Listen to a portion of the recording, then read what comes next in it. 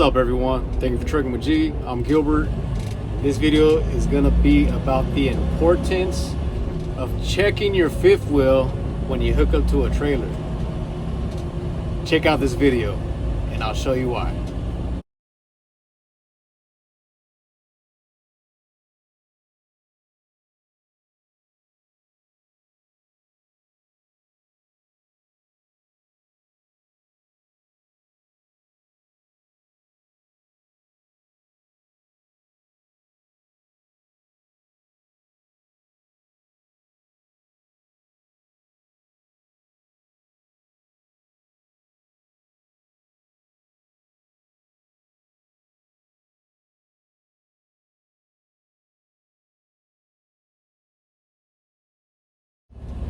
Yeah, so I was able to capture that video on the cameras that are mounted on my truck. Got my dash cam for my front facing, and then I have a camera on each side, the passenger side and the driver's side, and then I got one back facing camera. But yeah, I was able to pull the footage. I got live streaming, and then I'm able to play back videos up to like 48 hours before it records over itself. So yeah, if you're interested in a good camera setup for your truck, go ahead and send me a direct message on IG at Trucking with G, and I'll hook you up with my camera guy. He'll set you up with the DVR system, 4-way cameras, and you can even get a display inside your truck so that you can see all your cameras. But yeah, the DVR, the system that I have, it takes 2 micro SD cards, which have 128 gigs per card. So total 256 gigs. So yeah, it records at, I think, 1080p up to about 48 hours until it records over itself. So yeah, go ahead and message me on Instagram. So yeah, this happened the other day. It was like 3 days ago. I had just picked up a load from PCT right here in Long Beach, California. And it was like 9 o'clock at night. And I jump on the freeway, 710 north. I'm getting ready to get on the 91, which is like a mile ahead. And I just see all these cars just start coming to a stop. And I'm like, what the heck? I'm driving in the second lane. And so I look, make sure there's nobody in my driver's side. And so I merge over before I end up being stuck where it's a complete stop. Okay, so I pass like about 5 cars, and then I pass a tractor, and then right in front of that truck is a container trailer just slammed on the ground in the middle of the freeway, no tractor. And I was like, man, honestly, that's one of my worst fears is like, what if I lose my trailer in the middle of the damn freeway? Like, there's so many things that could go wrong if that happens. In this situation, luckily for that driver, no other cars were involved. And the truck that was right behind that container was able to stop in time before, impact. But man, I'm pretty sure as soon as it happened, the driver or the air hoses probably broke away from the back of the truck, or they probably got ripped out of the trailer, of course, and it just slammed on the ground. And I could see like a 20-foot scrape mark, like on the freeway, right where the landing legs are. But yeah, that was a trip. I didn't see it happen, but it probably happened like a minute before I passed by it, because there was no traffic on the freeway. It was 9 o'clock at night. Usually the traffic in Long Beach dies down like around 8 o'clock. So yeah, that time there was no traffic, and yeah, the guy lost his trailer. But yeah, it's crazy, man, because I'm not saying that driver didn't check his fifth wheel when he hooked up to that trailer. It could have been him stopping at a gas station to put fuel real quick and then go inside to pay, and then some idiot goes and pulls his fifth wheel lever. But even if that happened, it just trips me out, like how you can make it all the way to the freeway. Like, imagine how many turns you got to do. I know he had to do at least one turn, and in my mind, I would think that on the very first turn, if you're not latched, that you're gonna lose that trailer. And I've seen that happen to where it pretty much gets uncoupled, but the driver stops right away before the trailer lands on the ground. But in this situation, he made it all the way to the freeway somehow.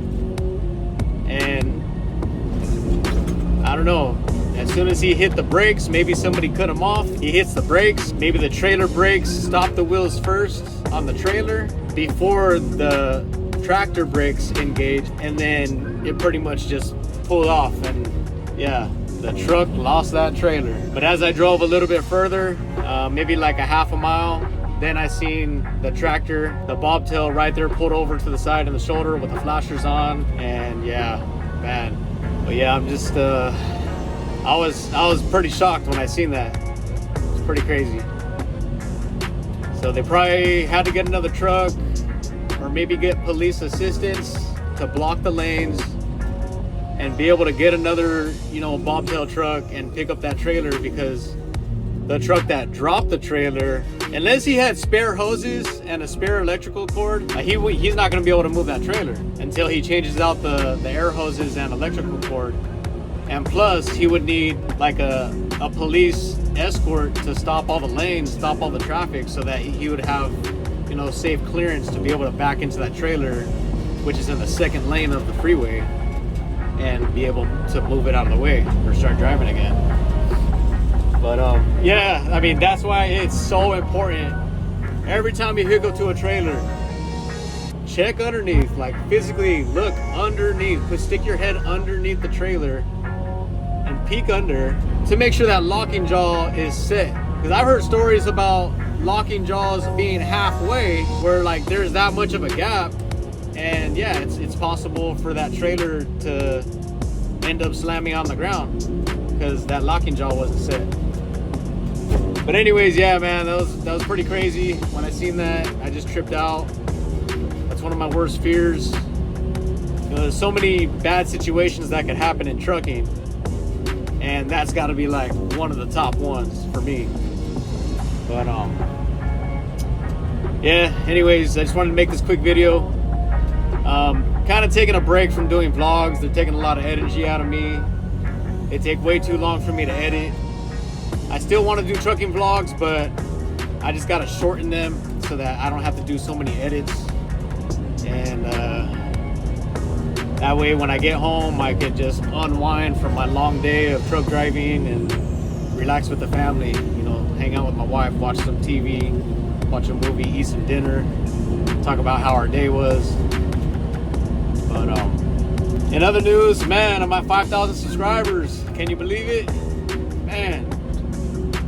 But I'm still not monetized yet, because the criteria is you need 1,000 subscribers and either of the two following, which is 4,000 public watch hours or 10 million views on a short video or on shorts videos within the last 3 months. So I'm almost there. I need 4,000 public watch hours, and I'm at 2,800 right now. So yeah, kind of rough, but I just want to say thank you to all of you for supporting my videos, supporting my channel. Stay tuned, and if you're new to the channel, hit that subscribe button. Please like this video, and as always, stay safe, stay strong, and I'll see you on the next one.